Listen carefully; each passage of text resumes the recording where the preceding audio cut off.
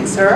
On behalf of the United States government, I'd like to thank you and IOM for your continued efforts in assisting Malagasy government and its people to address its human trafficking challenge.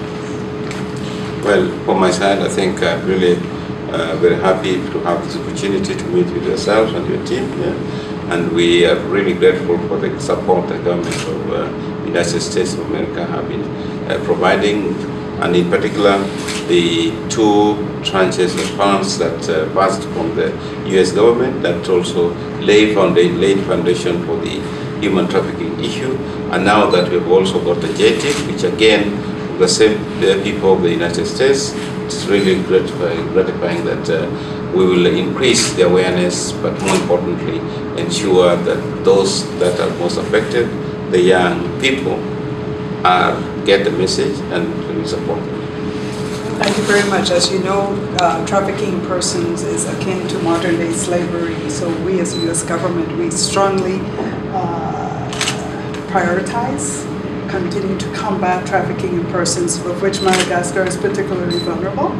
And so we're delighted to partner with you through the Office of Monitor and Combat Trafficking in Persons in the Department of State, to the auspices of our grant, of fairly substantial grant, almost $800,000. We look forward to using those funds to leverage additional efforts to move Madagascar forward in its efforts. So on behalf of Ambassador Yamate, we look forward to continuing to work closely with IOM and its staff on the ground and all the folks on the ground here in Madagascar to push forward this key initiative.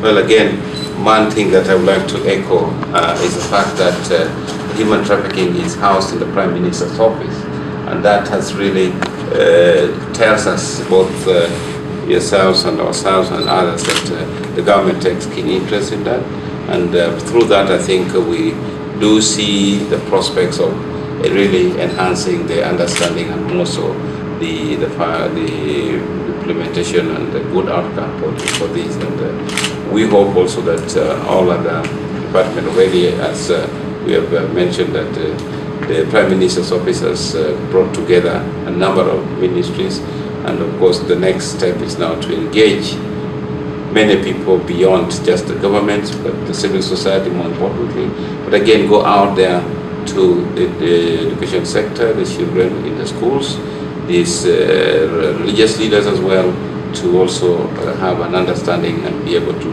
participate in reducing or even stopping the modern day slavery as we know it now. And thank you on behalf of the U.S. government and the American people for your efforts to support the government in achieving its development goals and also working with the people of Madagascar. Thank you so much.